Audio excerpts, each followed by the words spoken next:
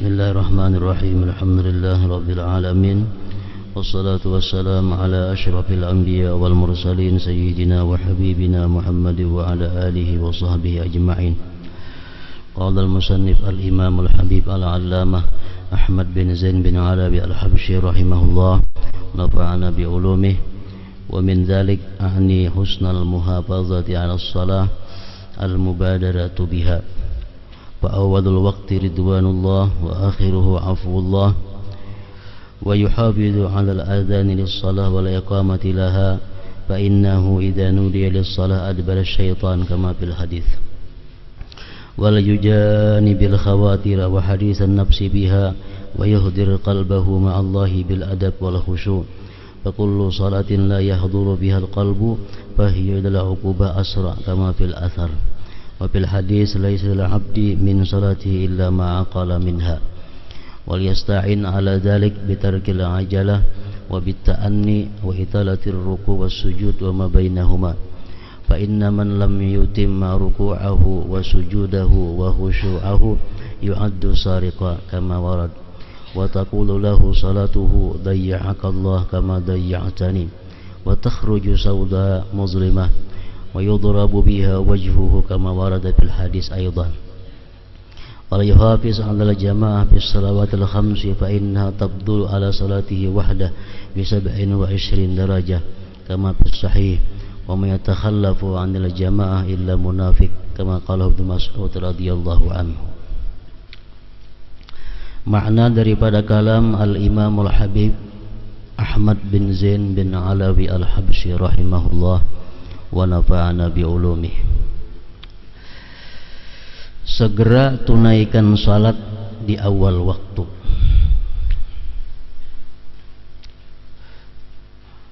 Maksudnya salat 5 waktu. Sebab awal waktu merupakan keridhaan Allah dan akhir waktu adalah ampunan Allah.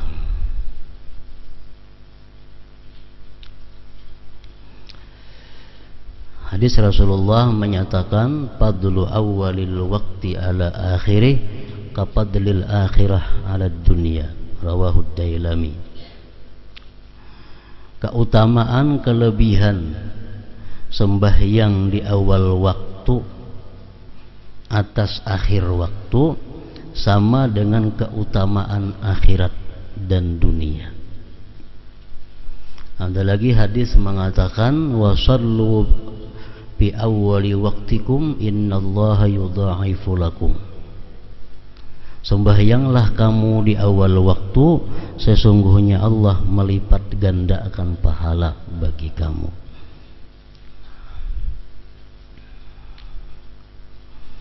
Awal waktu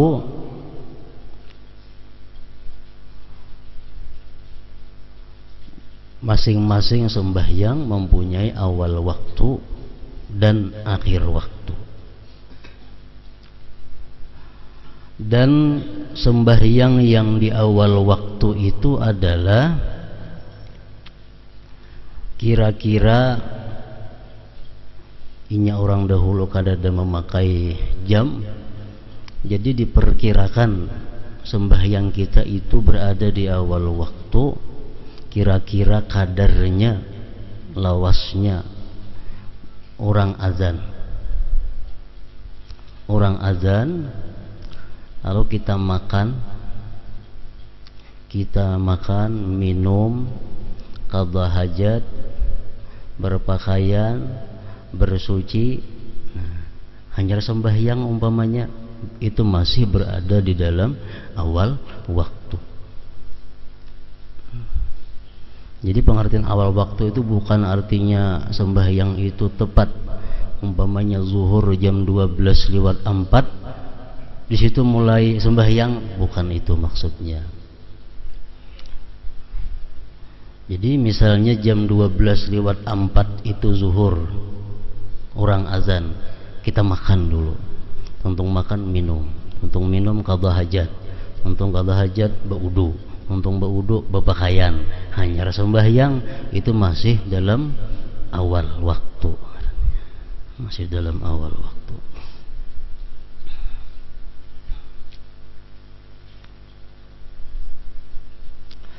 Ada beberapa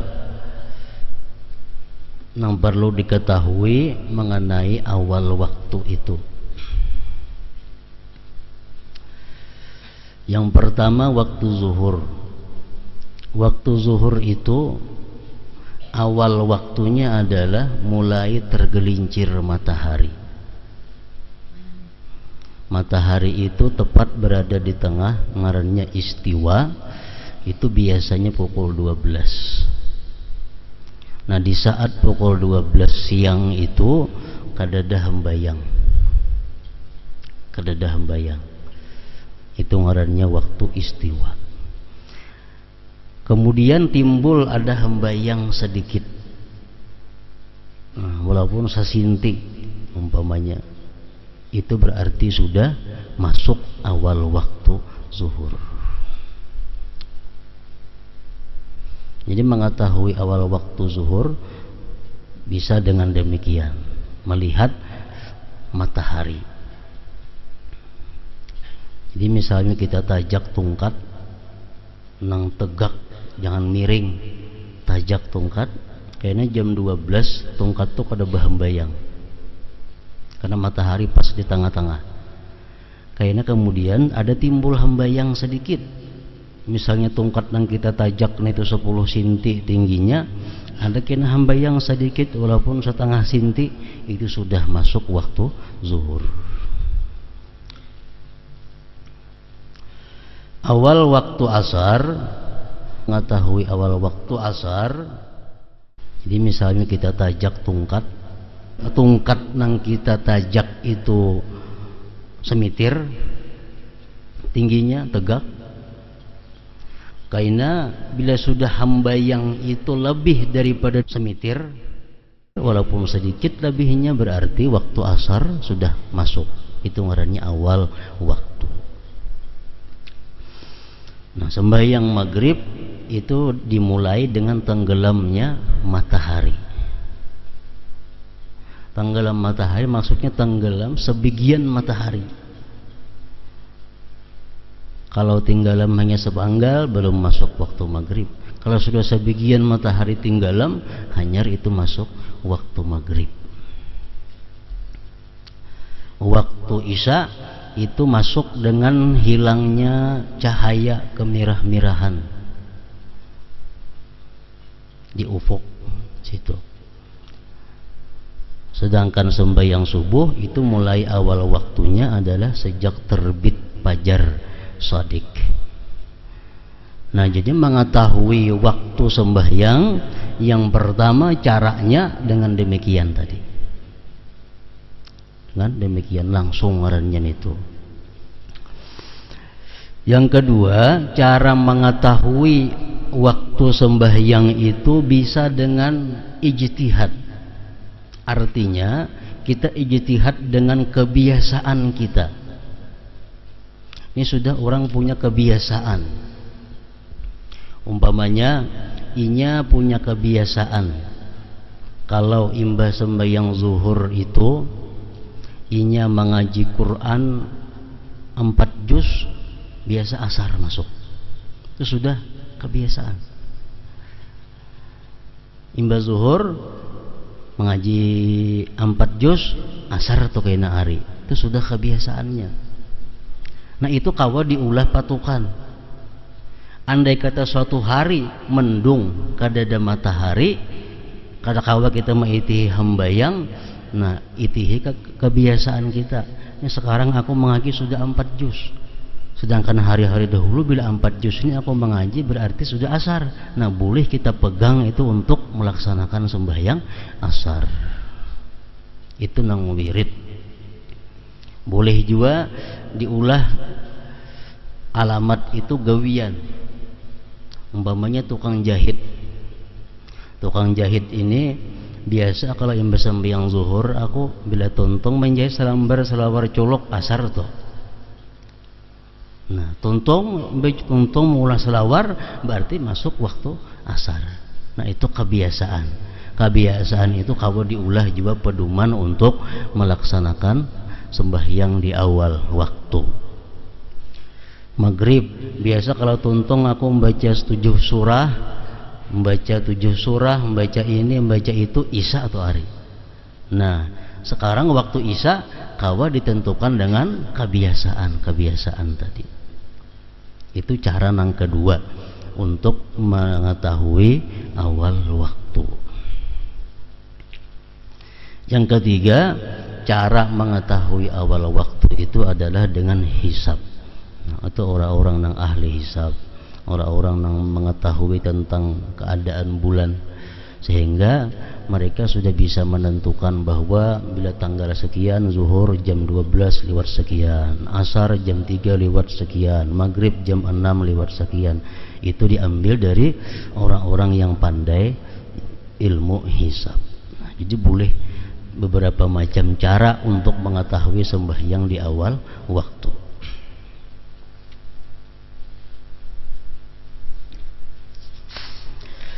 Segera tunaikan salat di awal waktu, sebab awal waktu merupakan keridhaan Allah dan akhir waktu adalah ampunan Allah. Akhir waktu ini bisa hukumnya makruh, bisa hukumnya haram. Kalau kita sembahyang sudah mipit, kalau sudah umpamanya asar itu sudah kekuning-kuningan hari, sudah pukul 6 barak sembahyang asar, itu hukumnya makruh. Tapi kalau sudah sembahyang ini kada muat lagi daripada waktunya, nah itu sembahyang di waktu yang haram. Misalnya karena kesibukan yang apakah, lalu sembahyang zuhur tak pukul 3 seperempat, hanya sarakaat bang orang asar. Nah berarti kita menempatkan waktu zuhur di waktu yang diharamkan oleh agama. Jadi awal waktu keridaan daripada Allah.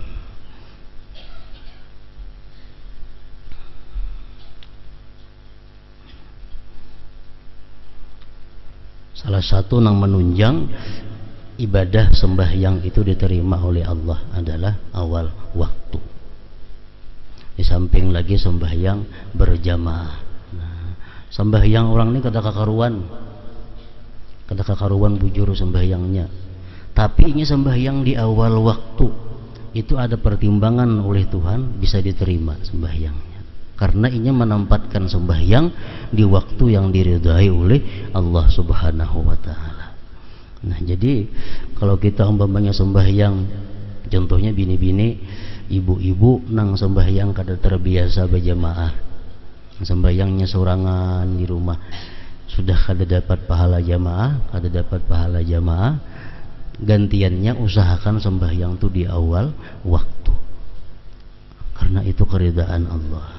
Sudah berjamaah kada, sembahyang zuhur pukul 2. Nah,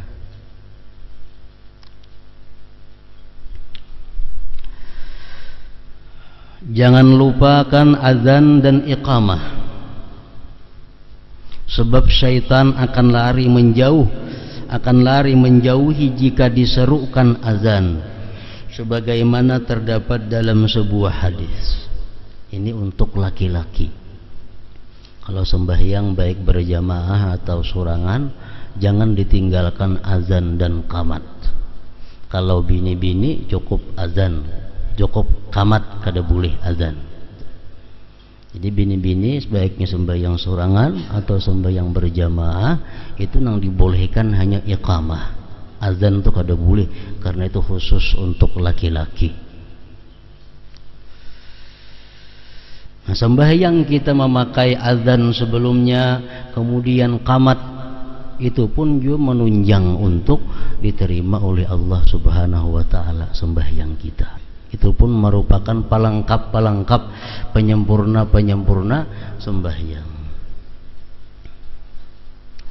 Dalam satu hadis disebutkan bahwa Allah Subhanahu wa taala mengagungkan, Allah sangat menghargai ada seorang laki-laki di tengah hutan. Dia sembahyang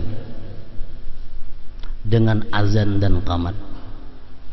Lalu Allah bersuruh, wahai malaikatku, itu lihat laki-laki nang di gunung, lihat laki-laki nang di hutan, Ia sembahyang sendirian di tengah-tengah ternaknya, di tengah-tengah perkebunannya. Dia sembahyang sorangan, azan, qamat, karena dia takut kepadaku. Maka aku umumkan kepada kalian hai malaikat bahwa aku mengampuni segala dosa-dosanya dan aku masukkan dia nanti ke dalam surgaku. Ini fadilat keutamaan orang yang sembahyang azan dan qamat sebelumnya. Namun bini-bini cukup qamat tadi.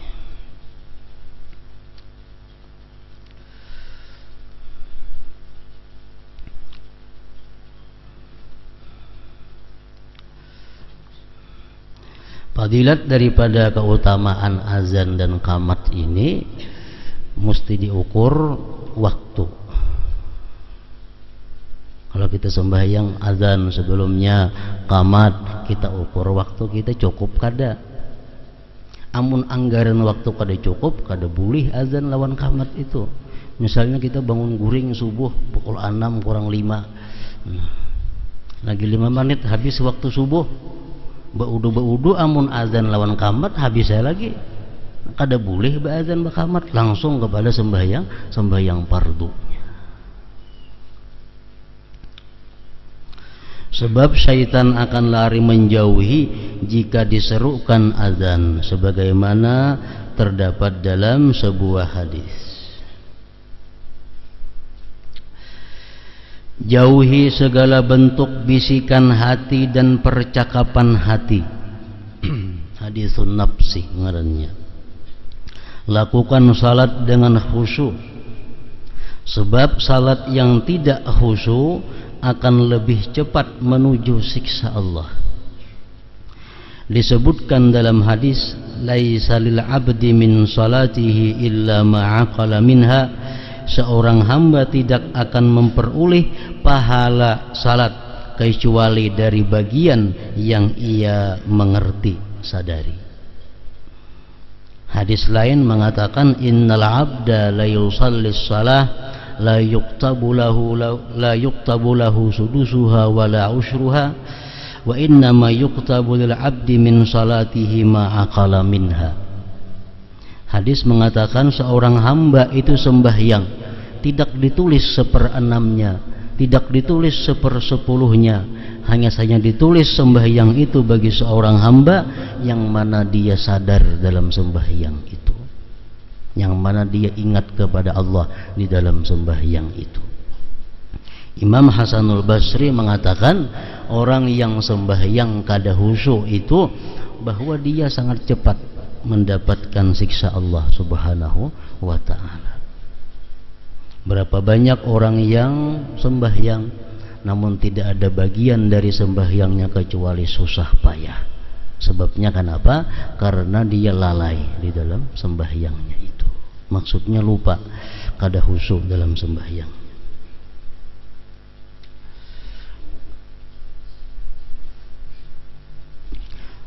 Mengetahui khusyuk kada khusyuk dalam sembahyang, ada mengatakan sebahagian ulama, kalau kita sembahyang Allahu Akbar, nah sembahyang, kemudian ada di sebelah kita sembahyang Allahu Akbar, kalau kita hendak mengetahui siapa sebelahku nih, berarti kada khusyuk tuh. Nah, kalau kita sembahyang tuh khusyuk, kita kada tahu sebelah kita nih siapa yang sembahyang, pulan atau pulan kada tahu. Amun kita sembahyang Allahu Akbar, datang orang di higa Allahu Akbar, oh di hati siapa di higa nih, nah itu sudah ada khusyuk lagi ngarannya. Hendak mengetahui orang yang di higa apalagi menyirit, nah menyirit.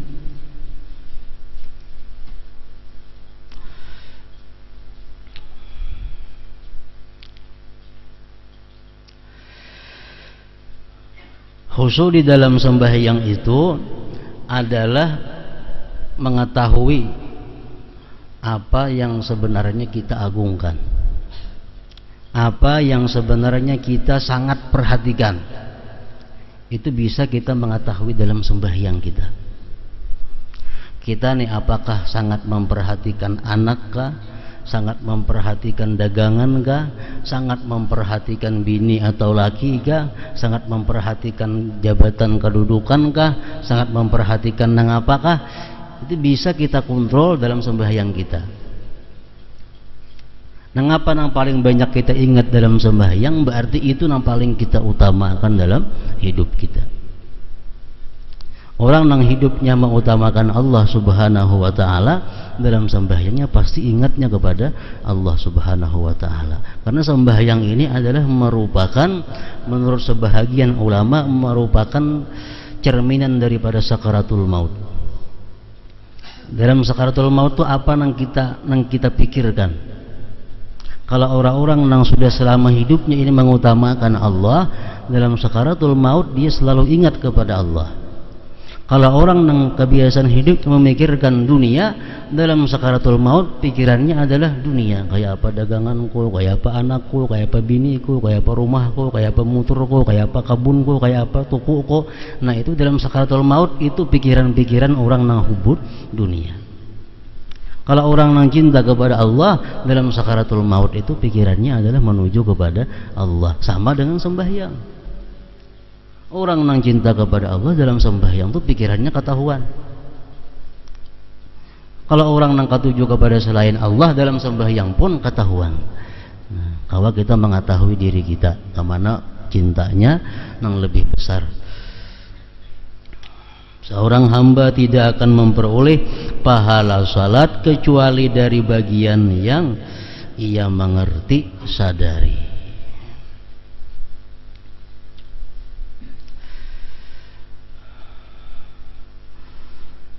Agar dapat khusyuk dan memahami apa yang sedang dibaca, maka laksanakanlah salat dengan perlahan.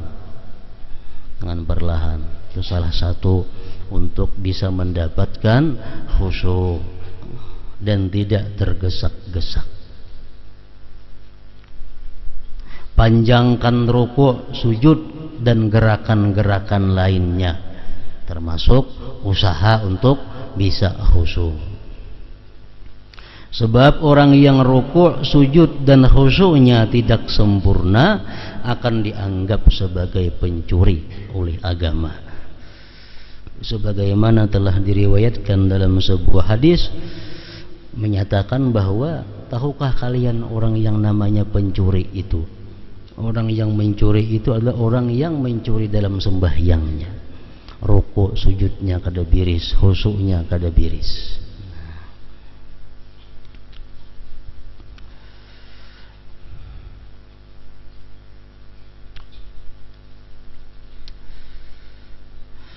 Di samping itu salat akan berkata kepadanya, semoga Allah menyia-nyiakanmu sebagaimana engkau menyia-nyiakanku. Sembahyang nang kita kada beraturan, sembahyang nang kada khusyuk, sembahyang itu berkata lawan kita. Ujar sembahyang itu, semoga Allah menyia-nyiakanmu sebagaimana engkau menyia-nyiakanku. Kemudian salat tersebut akan menjadi hitam dan dipukulkan ke wajah orang yang menunaikannya. Ya tadi menjadi Imam Hasan Basri mengatakan salat yang kada khusyuk itu lebih cepat siksaannya. Dalam sembahyang juga dia sudah disiksa. Dalam sembahyang sudah disiksa. Sembahyang itu dibentuk menjadi sesuatu yang hitam, kemudian dipukulkan ke wajah orang yang sembahyangnya kada khusyuk tadi. Di Quran mengatakan wa innaha lakabirah illa 'alal khashi'in. Sembahyang itu berat kecuali orang-orang yang khusyuk. Sembahyang itu susah payah kecuali orang-orang yang khusyuk. Nah, orang-orang yang khusyuk itulah orang yang kada berat, yang kada susah payah melakukan sembahyang.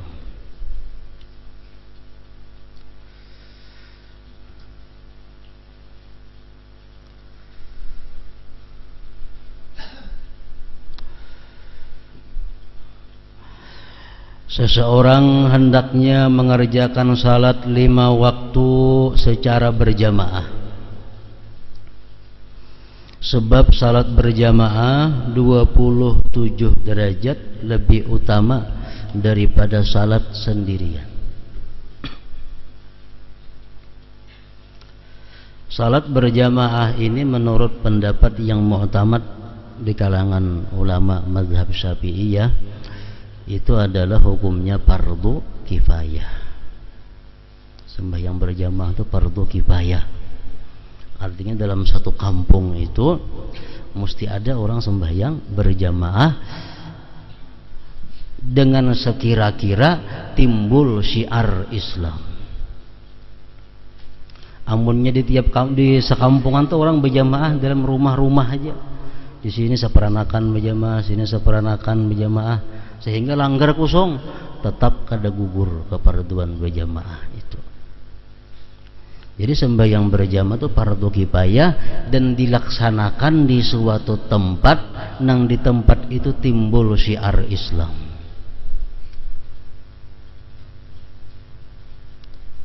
Sembahyang berjamaah fardu kifayah bagi laki-laki yang merdeka, yang balik berakal, yang tidak dalam keadaan musafir dan tidak ada uzur. Bagi bini-bini sembahyang berjamaah kada fardu kifayah, hanya sunat biasa. Dan sembahyang berjamaah ini bisa menjadi fardu ain. Kayak apa fardu ain sembahyang berjamaah ini? Sakampungan itu cuma ada berdua nang hakun turun kalanggar, imam lawan makmum. Nah nang bagi nang berdua ini fardu ain. Amun ini kada turun sakampungan tuh berdosa. Dengan adanya berdua ini selamat orang kampung. Nang berdua ini baginya bukan lagi fardu kifayah tapi menjadi fardu ain.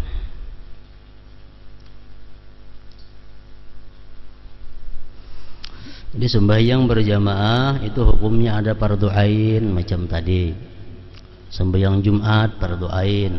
Ada berjamaah hukumnya sunat bagi perempuan-perempuan. Ada sembahyang itu berjamaah hukumnya boleh. Seperti sembahyang berjamaah, sembahyang sunat nang kada diperintahkan berjamaah. Itu boleh. Sembahyang tasbih berjamaah, sembahyang hajat berjamaah itu boleh.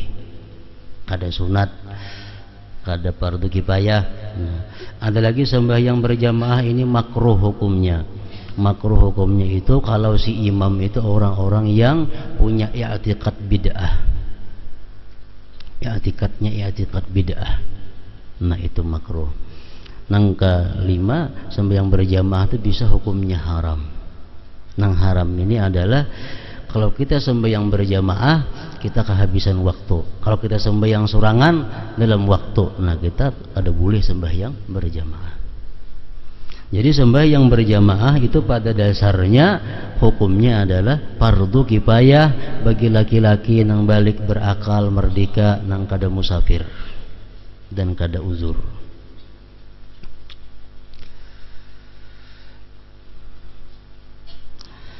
Ibnu Mas'ud radhiyallahu anhu menyatakan bahwa hanya orang munafiklah yang mengerjakan salat secara tidak berjamaah.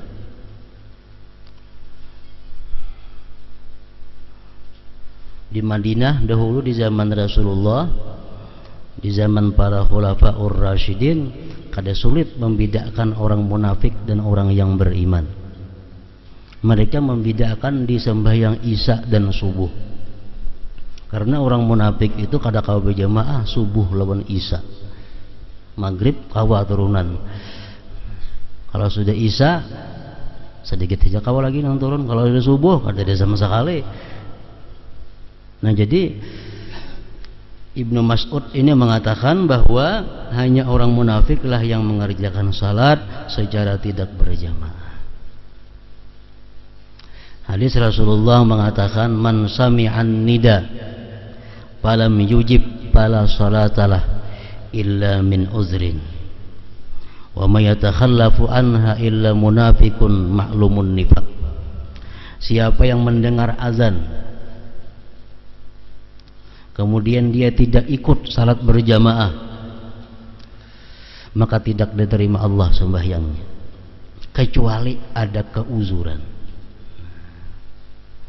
Dan tiada bertinggal daripada sembahyang berjamaah itu melainkan orang munafik yang nyata-nyata munafiknya. Uzurnya ini nang perlu diketahui apakah kita nang kada berjamaah dan masuk uzur atau kada. Bila kada uzur itu sudah sembahyang kita kada diterima Allah. Langgar parak, sembahyang kada suah berjamaah, nah itu sembahyangnya la salatalah, kada diterima Allah sembahyangnya.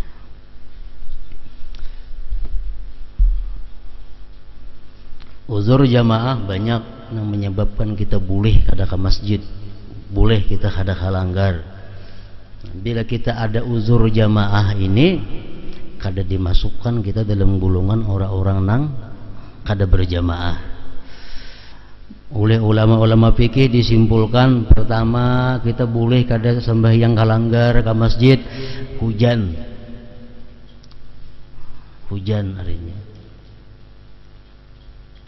Mun ada payung bang, mun hujannya labat benar lawan ribut-ributnya, uzur juga, payung kada tahan juga. Nah, kalau hujannya rintik, payung ada, itu kada uzur. Yang kedua, uzur jamaah itu nang boleh kita kada berjamaah. Masalahnya kalau kita kada ada uzur, kita sembahyang sorangan kada diterima Allah. Walaupun gugur kewajiban kita, walaupun kita kada dituntut lagi, cuma nilainya sembahyang kita kada ada. Kecuali uzur, hujan, angin ribut di malam hari. Kalau siang angin ribut masih kada menggugurkan. Bersangatan licak benar hendak ke masjid ke langgar, bisa dangsar macam-macam lah, itu sudah uzur. Bersangatan panas dan dingin, ini nang orang nang di daerah nang musim panas luar biasa panasnya, musim dingin luar biasa dinginnya. Bersangatan lapar dan haus, sedangkan di hadapan ada makanan dan minuman. Orang ini lapar banget sudah, makanannya ada di hadapan, ini boleh kada sembahyang berjamaah. Amun lapar makanannya kada ada juga, kada diuzurkan meninggalkan jamaah. Sakit ini nang kadang-kadang sakit sedikit asa ujur juga jamaah.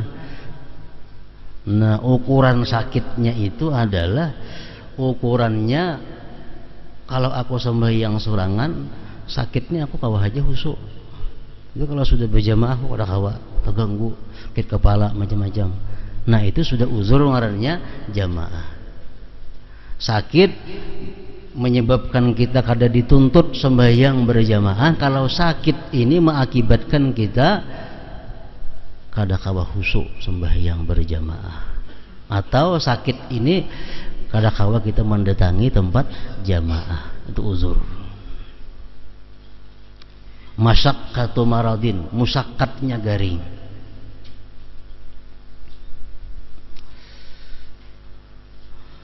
Kemudian lagi uzur jamaah mudafa'atu hadas, kita hendak berhadas. Orang kamat hendak bana berhadas, nah kita boleh berhadas walaupun kada sembahyang berjamaah. Khaufun ala maksum, takut atas yang dipelihara. Kalau subuh nih aku ke masjid, rumahku ini bahaya, kada aman maling. Kalau isya aku ke masjid, di rumah kada aman, ada maling, ada apa. Nah, itu boleh sembahyang berjamaah, karena kada aman meninggalkan rumah. Termasuk juga yang membuat kita boleh sembahyang kada berjamaah, kita takut ditagih orang hutang, sedangkan membayari kada ada duitnya. Ini orang banyak bisi hutang, menawa ke masjid kita betul mau hutangi aku bisa menagih, bayarnya kada ada duitnya, bahinip di rumah aja, itu dibolehkan juga. Ketiadaan pakaian nang cucuk bagi inya. Orang nang macam inya ini cucuknya pakaian ke masjid itu macam ini bajunya. Nah, itu rahatan kadada. Nang ada baju kaos oblong, kada cocok ke masjid baju kaos oblong. Kalau macam inya ini orangnya, nah boleh kada sembahyang berjamaah. Atau menunggu orang garing, boleh juga sembahyang sorangan. Selama ada uzur-uzur ini, kita sembahyang sorangan dan kebiasaannya sembahyang berjamaah, tapi karena ada uzur lalu kada berjamaah, tetap dicatat pahala sebagai sembahyang nang berjamaah. Kita biasa ke masjid, zuhur asar ke masjid. Hari ini hujan, lalu kada ke masjid, sembahyang sorangan di rumah, tetap dihitung Tuhan sebagai sembahyang berjamaah. Kenapa? Karena kebiasaannya sembahyang berjamaah. Man sami'an nida falam yujib fala salatalah illa min uzrin. Siapa mendengar azan dia tidak mau menghadiri itu seruan azan, tidak ada sembahyang baginya kecuali dari karena uzur.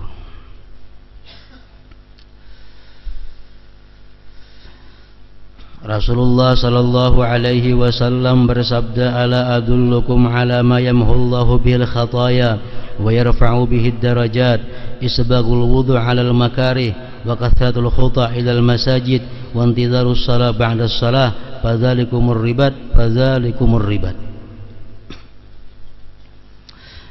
Maukah kalian kuberitahu sesuatu amal yang karenanya Allah akan menghapuskan berbagai kesalahan kalian dan meninggikan kalian beberapa derajat, yaitu menyempurnakan wudu pada saat-saat yang tidak disukai. Contohnya musim dingin. Musim dingin itu kalau kita kau berwudu dengan sempurna, itu mendapat ganjaran yang luar biasa. Biasa musim dingin 16 kalakas saja wudu. Nah, itu maksudnya menyempurnakan wudu dalam keadaan yang tidak disukai. Memperbanyak langkah ke masjid. Artinya apa? Kalau andai kata menuju masjid itu 2 jalan, jalan mahantas ada, jalan bujur ada. Ini jalan bujur supaya tak banyak langkahnya. Termasuk meninggikan derajat, menghapuskan dosa, dan menantikan salat setelah selesai menunaikan salat. Itulah jihad, itulah jihad. Misalnya maghrib berjamaah, begana di masjid, begana di langgar, menunggu isya. Nah itu ngarannya intizarus shalah. Selama kita menunggu sembahyang itu berapa haja lawasnya, itu pahalanya sama lawan kita sembahyang. Selama kita kada berhadas.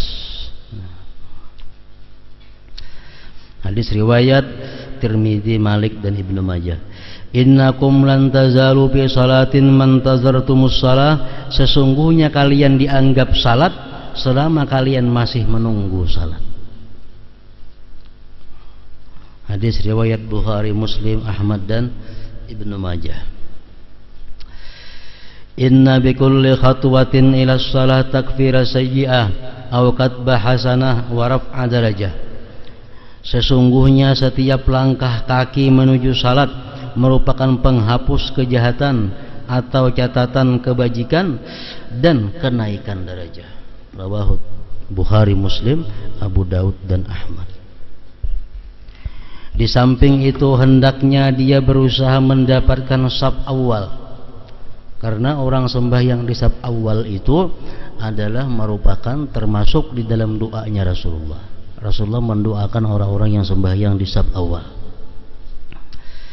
dan meluruskannya. Saf yang lurus akan menyempurnakan salat berjamaah. Jadi sembahyang berjamaah itu dengan adanya saf yang lurus itu menambah kesempurnaan sembahyang berjamaah.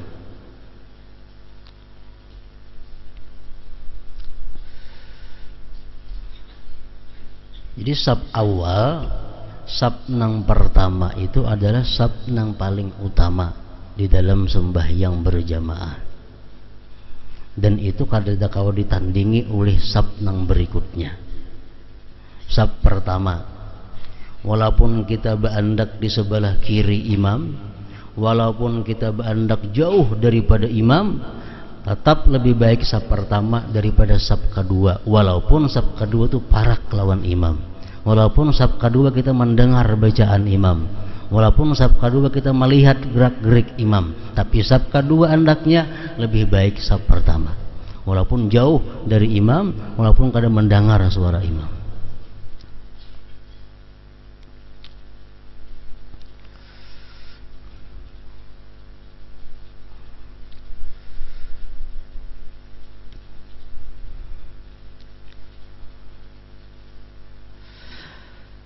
adalah penting untuk menunaikan salat 5 waktu secara berjamaah, khususnya salat isya dan subuh.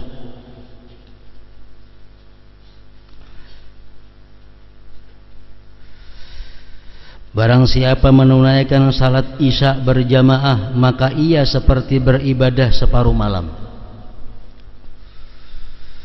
Dan barang siapa menunaikan salat subuh berjamaah, maka ia seperti beribadah sepanjang malam. Jadi artinya, kalau kita beribadah sepanjang malam, tapi sembahyang subuh kalau berjamaah, lawan orang nangguring subuhnya berjamaah, sama aja pahalanya. Mulai sembahyang isya baca Quran sampai orang bang subuh, kada sing gerakan baca Quran aja. Sembahyang subuhnya surangan. Nang saya kong sembahyang isya guring, subuhnya bangun kalanggar berjamaah, nah sama aja pahalanya.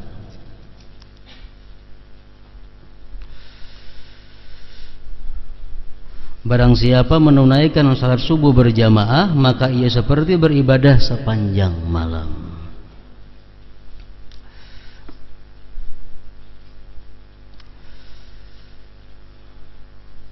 Dan barang siapa menunaikan salat isya dan subuh berjamaah, maka ia berada di dalam jaminan Allah sampai pagi dan sore hari.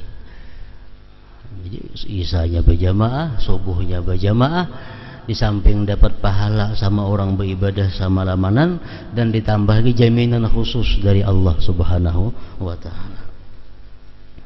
Sebagaimana diriwayatkan dalam hadis pula, jika keutamaan salat berjamaah seperti tersebut di atas, maka salat Jumat memiliki keutamaan yang lebih besar lagi. Jumat lebih, karena itu fardu ain. Allah Ta'ala mewahyukan, ya ayyuhalladzina amanu idza nudiya lis-salati min yaumil jumu'ati fas'au ila dzikrillah wa zarul bai' dzalikum khairul lakum in kuntum ta'lamun. Wahai orang-orang yang beriman, apabila diseru untuk menunaikan salat pada hari Jumat, maka bersegeralah kalian mengingat Allah dan tinggalkanlah jual beli. Yang demikian itu lebih baik bagi kalian jika kalian mengetahui. Banyak hadis yang menyebutkan keutamaan hari Jumat. Hari Jumat merupakan pemimpin hari lain. Di hari itu terdapat saat terkabulnya doa dan disediakan pahala yang besar bagi orang yang membaca surat Al-Kahfi dan memperbanyak bersalawat kepada Nabi Muhammad sallallahu alaihi wasallam. Salah satu cara untuk menjaga kesempurnaan salat adalah dengan melakukan salat sunat rawatib. Ini menunjang juga, baik sunat qabliyah ataupun ba'diyah.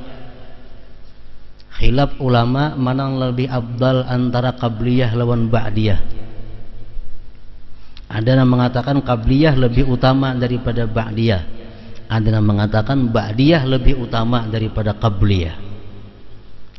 Yang lebih kuat kelihatannya yang mengatakan bahwa ba'diyah lebih kuat daripada qabliyah.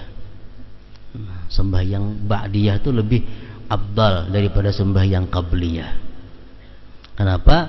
Karena dengan ba'diyah itu menutupi kekurangan-kekurangan yang ada di sembahyang fardunya. Sebagaimana diriwayatkan dalam hadis, salat sunat yang sangat penting antara lain adalah salat witir. Malam yutir palaisa minna. Ya Nabi, siapa yang kada sembahyang witir bukan termasuk golongan kami.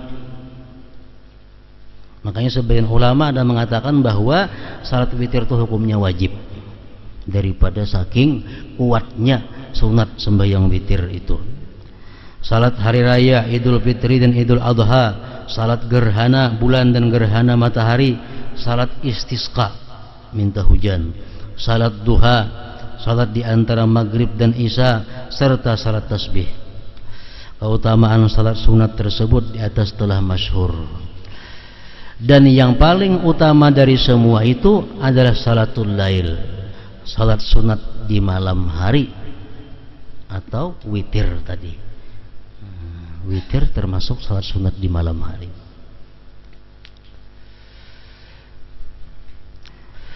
Telah disebutkan dalam Al-Quran dan hadis, Allah Ta'ala berfirman, qumil laila illa qalila, bangunlah untuk salat di malam hari kecuali sedikit daripadanya. Rasulullah SAW bersabda, alaikum biqiyamil lail fa innahu da'bus salihin qablakum wa qurbatun ila rabbikum wa makfaratun lissayiat wa manhatun anil ismi wa matradatun lidda anil jasad. Lazimkanlah salat malam, sebab salat malam merupakan kebiasaan kaum salihin sebelum kamu, akan mendekatkan kalian kepada Allah, menghapuskan kesalahan-kesalahan kalian, mencegah kalian dari berbuat dosa, dan mengusir penyakit dari tubuh kalian. Inna fil lail sa'atan la yuwafiquha 'abdun muslimun sa'alallah khairan min amrid dunya wal akhirah illa atahu iyyah wa dzalika kullu lailah. Sesungguhnya di malam hari ada suatu saat, tidaklah setiap hamba muslim yang menemui saat itu kemudian memohon kepada Allah kebaikan dunia dan akhirat, melainkan Allah mengabulkan permohonannya. Dan saat itu terdapat tiap-tiap malam. Meninggalkan salat merupakan bencana yang sangat besar. Orang kada sembahyang itu orang yang luar biasa. Kita berlindung kepada Allah dari bencana tersebut. Menurut berbagai hadis dan asar yang sahih, meninggalkan salat merupakan kekufuran dan menyebabkan seseorang lepas dari jaminan Allah dan Rasulnya. Dalam sebuah riwayat disebutkan, la yanzurullah ila salatin la yuhdirur rajul fiha qalbahu ma'a badanihi. Allah tidak akan memandang salat seseorang yang tidak menghadirkan hatinya bersama badannya. Hatinya, badannya di masjid, hatinya di rumah. Itu artinya badannya di masjid, hatinya di kabun. Badannya di masjid, hatinya di toko. Itu artinya hati lawan badan kada menyatu. Nah, Allah kada menerima sembahyang orang nang belainan awak lawan hatinya. Allah tidak akan memandang salat seseorang yang tidak menghadirkan hatinya bersama badannya. Ibnu Abbas radhiyallahu anhuma berkata, 2 rakaat yang tidak terlalu lama tetapi dikerjakan dengan penuh tafakkur adalah lebih utama daripada salat sepanjang malam dengan hati yang lalai. Jadi artinya nilai hati itu lebih diutamakan Allah daripada nilai anggota tubuh. Sepanjang malam beribadah tapi hati lalai, lawan 2 rakaat tapi hati ingat, Allah memandang nang 2 rakaat itu. Nah, hingga situ dalam sebuah hadis riwayat disebutkan, man alifa masjidan alifahullah.